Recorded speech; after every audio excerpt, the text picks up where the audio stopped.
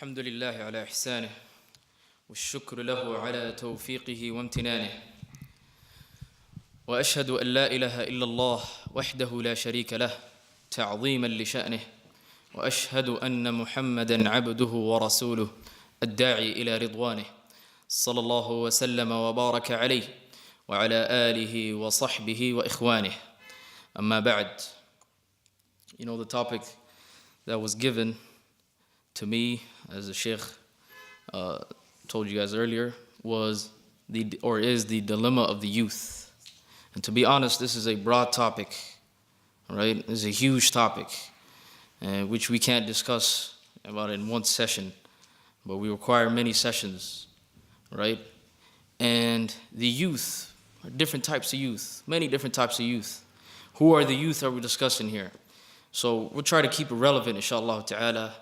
Obviously, you guys are from similar backgrounds, so inshallah we'll try to make it into issues that face you guys, because you have youth that grow up in different parts of the city, that come from different walks of life, that come from different backgrounds, and each, you may have general issues that that have to do with the youth in general, and then you have specific issues for each of them. So inshallah we'll try to keep it relevant to you guys so you guys don't zone off. The first issue that I've seen is our identity. Who are we? What are we? A lot of us, we have an identity crisis, all right? Are we from here? Are we from back home? Okay? Are we Muslims? What in the world are we? And every single human being needs a sense of belonging. This is something natural. Every single human being needs a sense of belonging. Who are we? You know, a lot of times we get caught up. We don't know, right? Well, the answer to that is that we are first and foremost, we are Muslim before anything else, right? We are Muslim. If anybody asks who you are Muslim.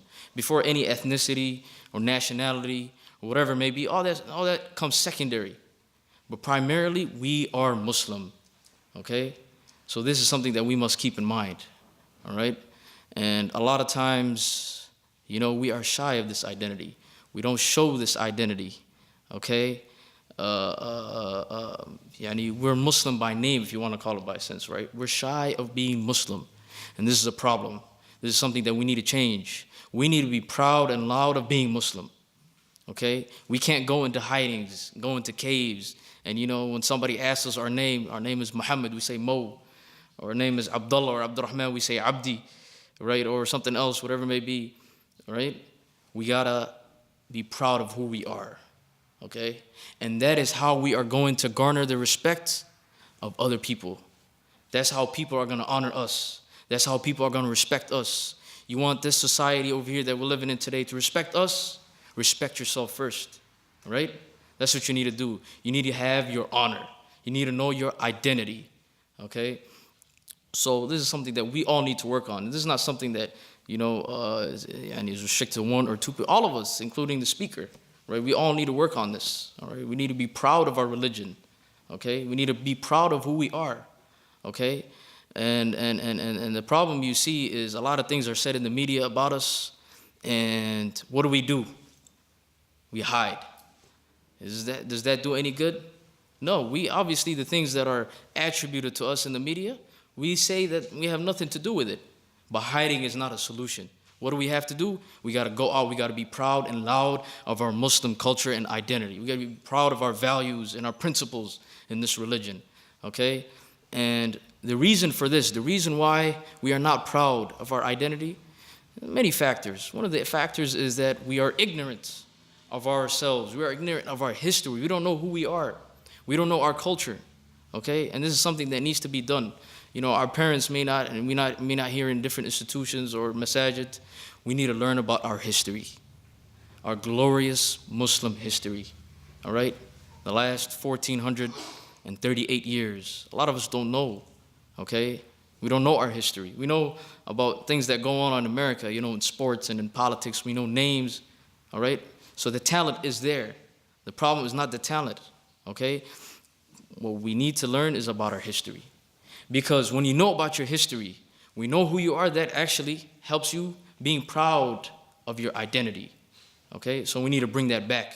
Read about your history. Many books available. Okay, many videos available.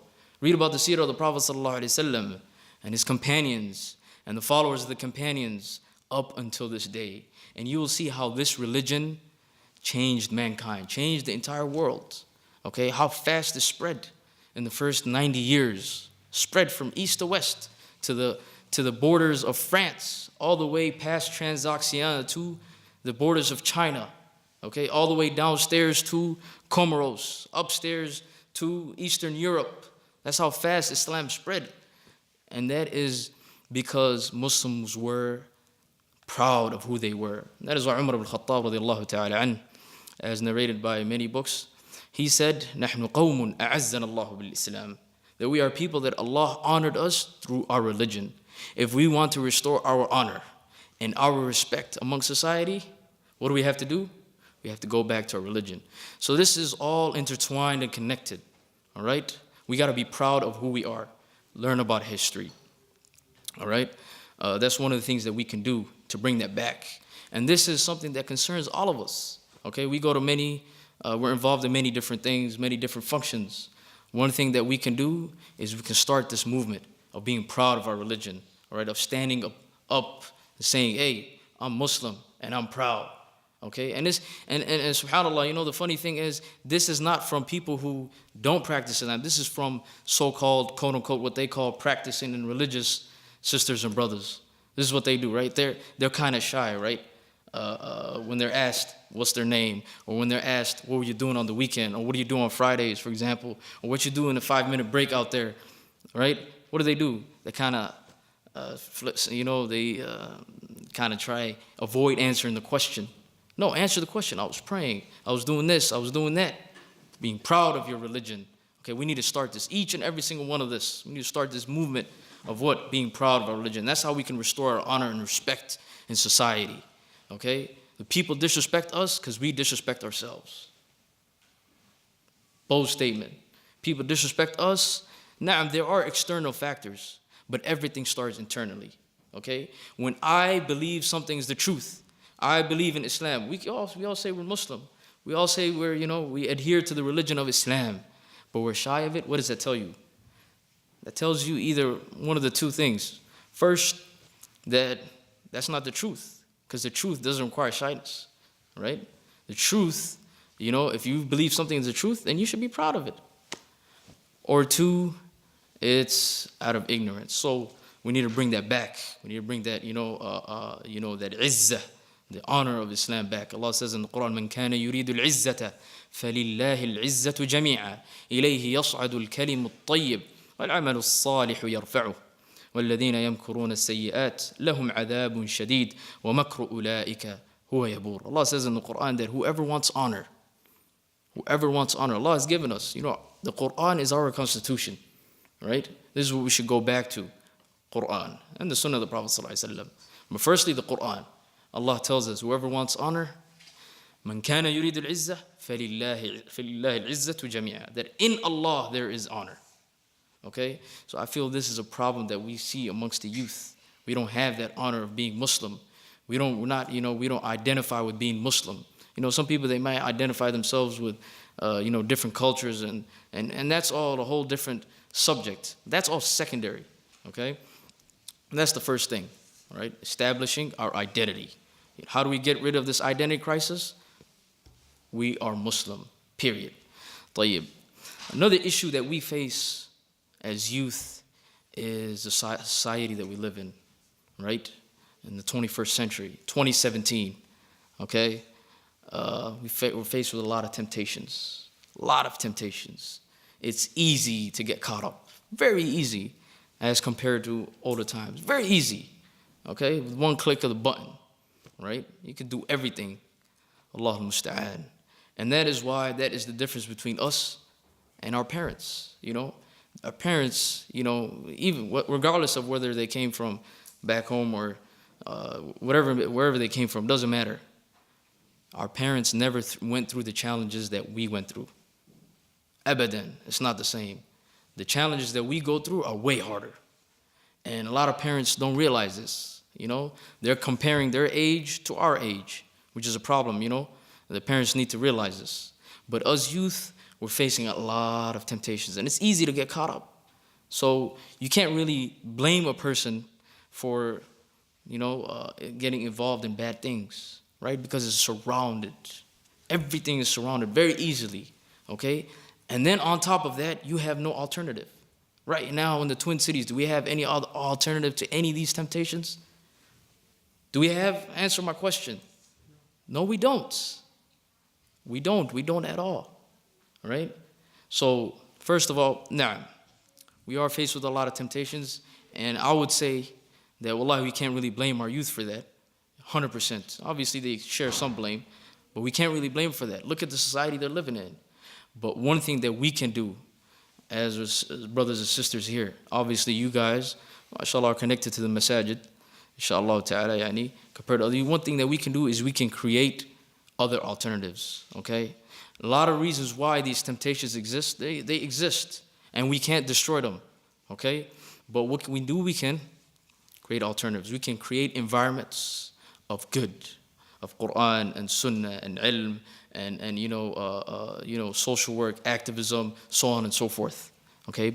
But it all starts with us. The problem is we all like to point fingers. Everybody's like, hey, that person, this person, that, you know what I mean? We like to blame others, but nobody wants to change anything. Everybody likes to talk, yip and yap.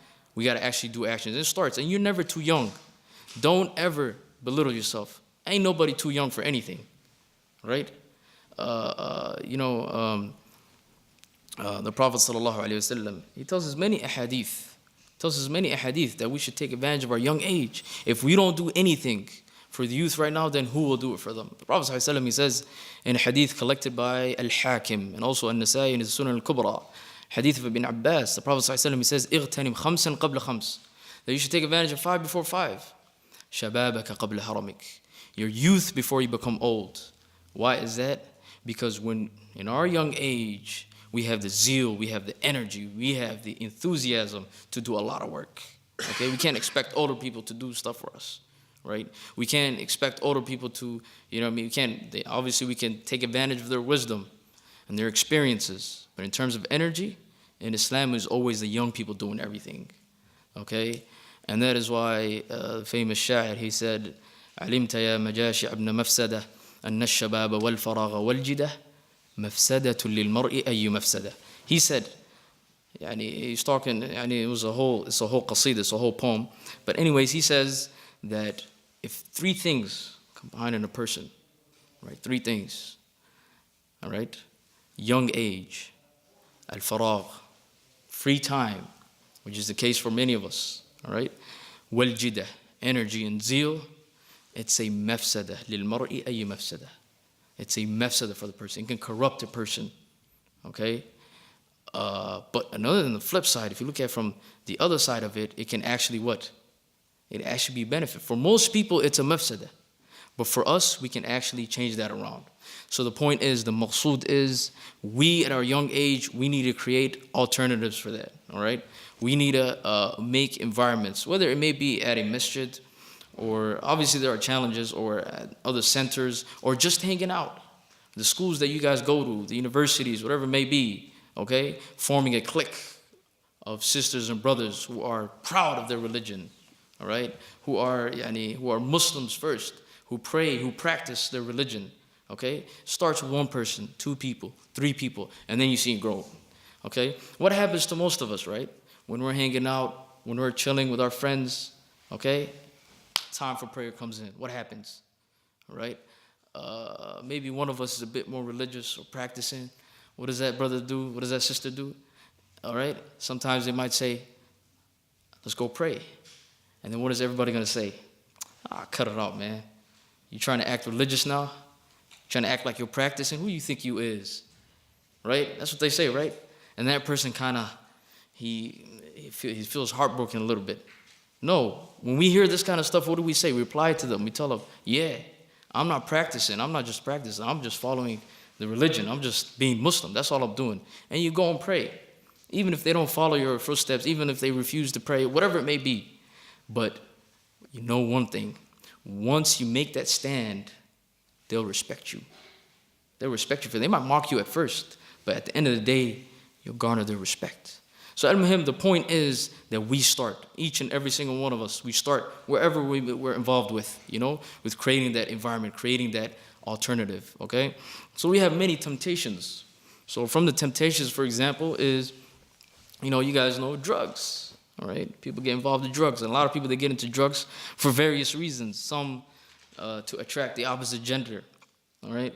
Others, they get involved in drugs because peer pressure, okay? Everybody else is doing it, and you want to fit in, you want to be cool, you got to do it too, okay? Only very few people are leaders within themselves. Only very few people don't get influence, but influence, right? Only very few people. And I always like to use the example of a head and a body. Head and a body. Everybody, has a head and a body. Most people are bodies. Only few people are heads, right? Only few people influence. The rest, they get influenced, right? But if any of us can be influential, what we can do is we can get rid of that environment of peer pressure, right? That's what we can do, inshallah ta'ala. Another temptation is music. And a lot of people, they take it easy with music. They think it's, it's something, it's not that bad, compared to all this other stuff, women, drugs, etc. Music is like something simple, you just turn on the radio button, that's it. You put on your playlist, that's it. Something very simple. But people don't understand that music is the gateway to all of evil. All right? Music is the gateway to all of evil. All right? Especially the music that we hear nowadays. All right? Most of the music is what? It's not even, forget about even being ethical, it's immoral. You know what I mean? Pornographic music, and which people, talking about different nasty stuff that are, and subhanAllah. Anyways, music is the gateway to all evil. And don't let people tell you otherwise, all right? Music and Quran cannot exist in one heart. Bottom line, that's a fact, all right? You want to remember Allah, you want to get closer in your religion, and you want to do music, they're oxymorons. They can't mix. Abadan, they can't mix. In fact, music will only get you to do more things. What happens when somebody listens to music, all right? Gets addicted and starts listening even more and more. What does music lead you to, right? It leads you to addiction. It leads you to getting more depressed. It leads you to doing all of evil stuff. All of that stuff that you hear, you're going to get brainwashed. All that dirty stuff that you hear, you're going to eventually do it, all right? So, there's that temptation in music, and a lot of people are mutasahil. They're easy with it. They're like, it's only music. No. Music is there's something called, as some of the students of knowledge may know, something called sadd al-dhari'a, right? Something that cuts off anything that will lead to haram. Anyways, we don't want to get too academic, but music is the gateway to all of evil. All the other things come through with music. So we need to watch out for music. Each and every single one of us, some of us may be having trouble with it, but inshallah you can overcome it by listening to more Quran, by praying more, and joining congregational prayer. And Allah did say in the Quran, وَمِنَ النَّاسِ مَنْ يَشْتَرِي لَهْوَ الْحَدِيثِ لِيُضِلَّ عَنْ سَبِيلِ اللَّهِ. Allah says in Surah Luqman that though there will be people who will buy what? Music. Ibn Mas'ud radiallahu anhu, from the great companions of the Prophet sallallahu alaihi wasallam. Who was Abdullahi ibn Mas'ud? You guys know about Abdullahi ibn Mas'ud? This is the history that we're talking about. Abdullahi ibn Mas'ud, who passed away in the year 32 after the Hijrah, from the great companions of the Prophet ﷺ. He says about himself, there is no ayah that ever came down except that I know its tafsir. All right?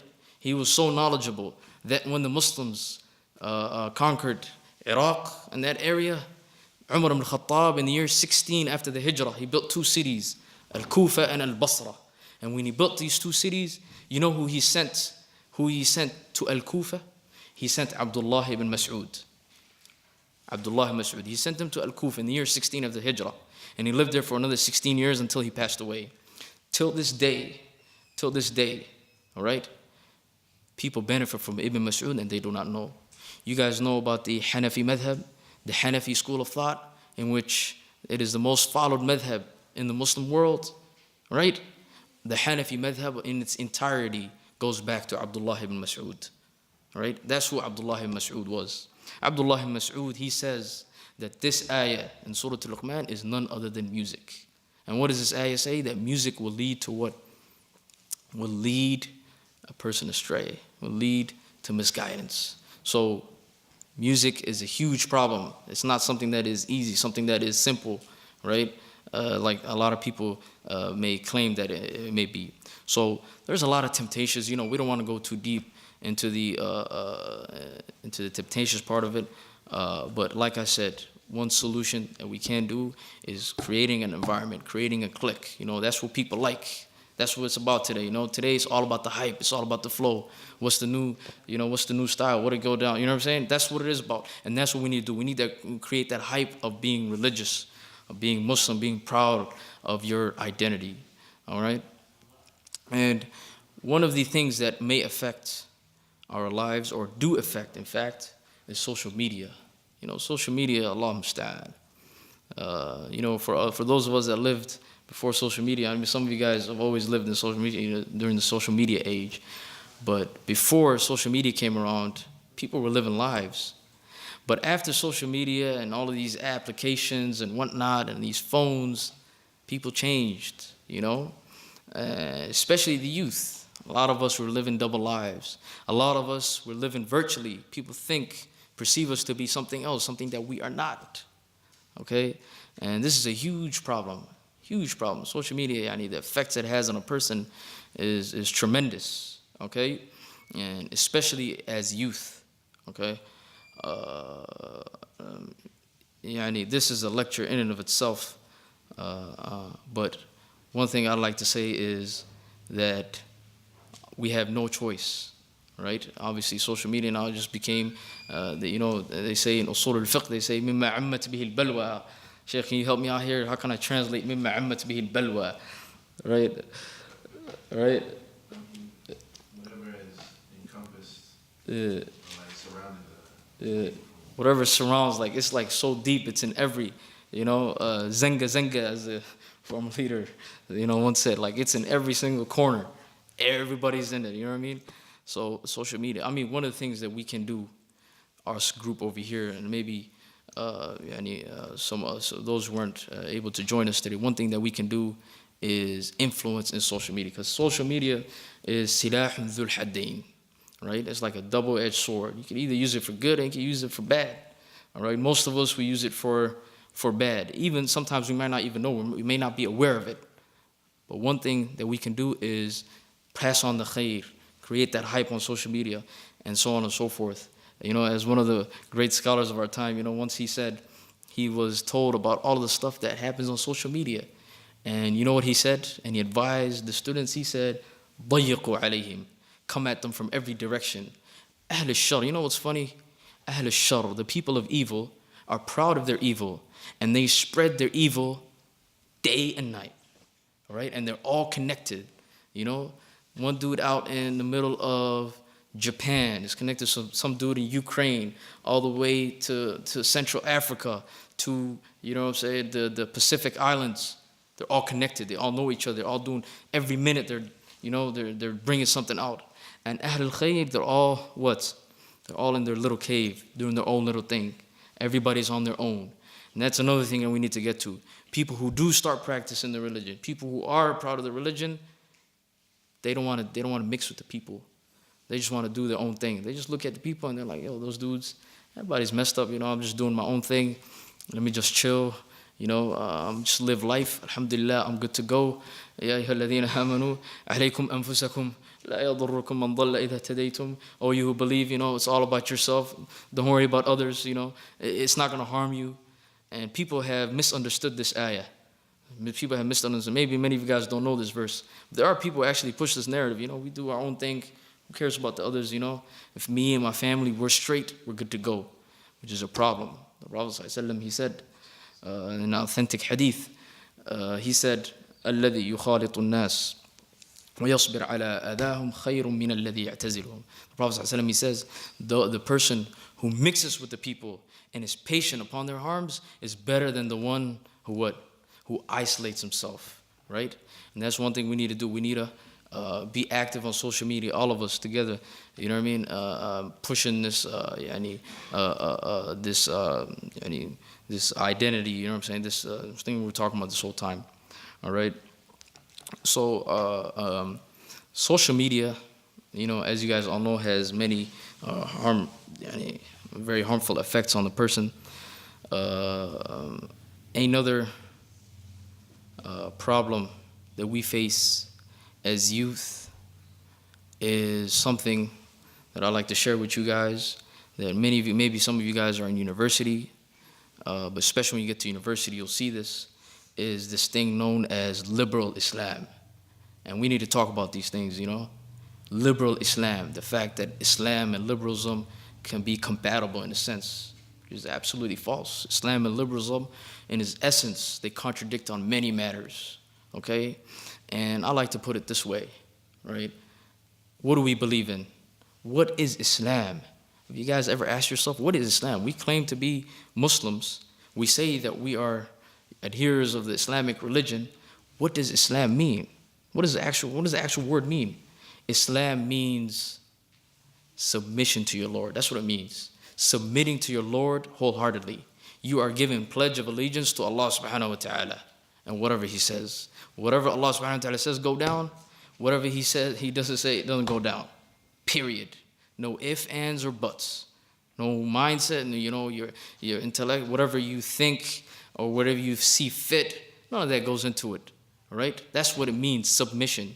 All right? It doesn't mean peace. I mean, peace is one of the root words of Islam, right? It comes from it, but Islam, that just means submitting to Allah subhanahu wa ta'ala. What do you say? How do you get into Islam? Ashhadu an la ilaha illallah. I testify that there is no deity worthy of worship except Allah subhanahu wa ta'ala. And the Prophet Muhammad sallallahu alaihi wasallam is his messenger. All right? So this notion that you know, a person whatever he sees and deems moral or ethical, okay, and is Islamic, this is a problem. This is a problem because our standards of morality and ethics come from the Islamic religion. We don't come up with it from our own mindset, all right? And the principles of the religion, or the things that are part of the religion, right? The core tenets of the religion, okay? Sometimes we may understand the wisdom behind it, and sometimes we may not. If we do not understand it, then we should blame who? We should blame our own minds, because our minds are limited. Our minds are what? Are limited, okay? And that's a fact. That's not something that, you know, requires study. That's a fact. Our minds are limited, okay? And Allah subhanahu wa ta'ala knows what's good for us. And we are, at the end of the day, we are only slaves of Allah subhanahu wa ta'ala. We follow and we obey. If we know the wisdom behind it, then it's cool. If we don't know, then it's cool. We keep on going with our lives, all right? We don't trouble ourselves. And the problem that you see today is you have people questioning core tenets of the religion, things that are qawati' and thawabit, things that are basic part of the religion, right? The bread and butter of the religion. They say, no, it's not part of the religion, okay? We need to catch up with the world. You know, we need to catch up with modernity. And they use all these fancy words. And the problem is, you know, everybody can have their own opinion. No problem. My brother and my sister, have your own opinion. But the problem is, once you attribute it to the Islamic religion, once you attribute it to Islam, that's where the problem comes. First of all, majority of these people that are calling for this, they are not qualified one bit whatsoever. Not qualified. Who is qualified to talk about Islam? Somebody who's knowledgeable, right? Somebody who studied the deen, right? And the deen is not something that you know, you just go get a degree for. It's something that you study years and years and put years out of your life to study and master, okay? In every other discipline, in every other science, what do people do, right? When you're trying to, for example, you go to the hospital, right? Are you gonna go every you know, Tom and Jerry, every Amr, Bakr, and Zayd, or are you gonna go to a specialist doctor, right? Somebody who you trust, right? You're gonna go to somebody that you trust, somebody who's qualified. But why, when it comes to the religion of Allah subhanahu wa ta'ala, that you can go to everybody, and everybody has their own opinion? You can have your own opinion, that's your opinion. Don't attribute it to Islam. Islam has its own rules and regulations. It has its own values. It has its own principles, its own maxims. All right? You want to follow it, ahlan wa sahlan marhaba. You don't want to follow it, then ma'a salama. Why the hard trouble? You know what I mean? So we have to be aware of this idea that is infiltrating the Muslims, and especially the Muslim youth. The Muslim youth are gullible. They are naive. They're coming at from different directions, right? And they're being told stuff like this, right? And they just accept it in the name of what? Morality and ethics and liberalism and freedom of speech and religion. And to be honest, we don't have to conform to society's standards of morality and ethics. We don't have to do that. We should be proud of our own religion. And if we look back to the religion, our religion was the first religion to ever lay down any of this stuff. If you go back in history, 1,400 years ago, okay? So, I know maybe some of you guys may not have experienced this, but you're going to experience it as you go to college, as you go to university, if you're not in already. We have to watch out, all right? And we cannot just accept these ideological movements that are coming at us from every direction, okay? And one thing that is really important is that we do not need to modernize Islam, all right? That is not our job. We don't need to modernize Islam, abadan. But what we need to do is Islamicize modernity. That's what we need to do, bottom line, okay? So we got to watch out for these kind of things. And this is an issue that is deeply filled in many youth, many Muslim youth, all right? And this is due to Allah subhanahu wa ta'ala, subhanallah, this is due to just ignorance. And this leads us to our next topic. My brothers and sisters, the only way, okay, we can improve ourselves is by seeking knowledge of the religion. Not everybody has to be a scholar, but we all collectively have to seek knowledge, all right? We all have to seek knowledge. And Imam al-Qarafi, rahimahullah, 7th century Maliki scholar, he says that aslu kull al-khayr, that the origin of all of khair is al-ilm, is knowledge. You know, the opposite of that is the origin of all of shar, of all of evil, is ignorance, okay? So all of these problems that we face as youth, right? In a nutshell, from this statement, what can we take? We can take that if we want to get rid of these problems, one of the ways in which we could do that is by seeking knowledge of the religion. Collectively, as a Muslim ummah, the more knowledge that we have, the better we will become. And this is proven historically. The more ignorant we became, what happened? All right? We started going down the drain. We started going after the dunya. All right? So we have to keep this in mind. We have to keep in this mind, seeking knowledge of the religion is something really important. Not every single person has to go, overseas and do all this, become a scholar. Not every single person has to do this. But learn your basics of religion and move up the ranks. The problem is today you don't even have basics. We don't even have the basics of our religion. We don't even have that. Allahu musta'an. So, summarizing everything that we have said. Okay? Solution to all our problems. First of all, we have to be proud of our religion, to be proud of our identity. We've got to be Muslim, loud and proud. Okay? 2, getting rid of these temptations that we face everywhere. We have to create alternatives. We have to create good environments. Right now, we have no good environments, almost zero to none. If there are, please tell me, because I don't see none. Right? I've been here for a couple months now. I don't see none. Right? And I won't be here for much long. I'll be gone in a few months. But some of you brothers might be here, and you guys can do that. And don't belittle yourself, and don't belittle any good action. The Prophet ﷺ, he said, "لا تحقرن من المعروف شيئا." Right? Do not belittle any good action. وَلَوْ أَن تَلْقَى أَخَاكَ بِوَجْهٍ طَلْقٍ. Even if it means smiling at your brother. All right?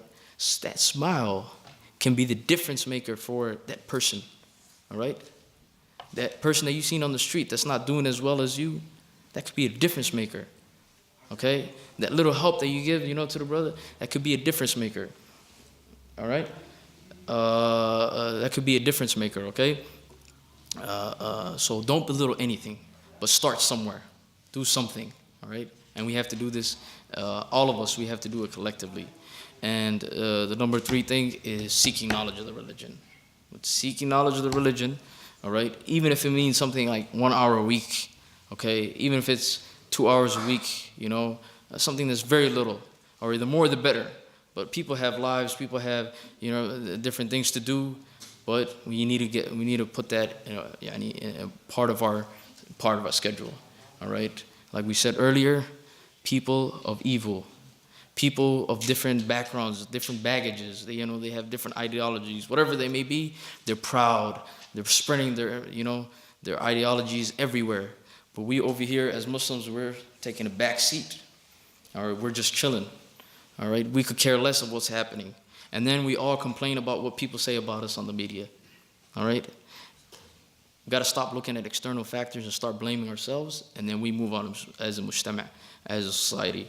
And I'll leave you guys as that, and we ask Allah to make us of those who benefit from knowledge, and we seek refuge from becoming of those who say and do not act upon what they say.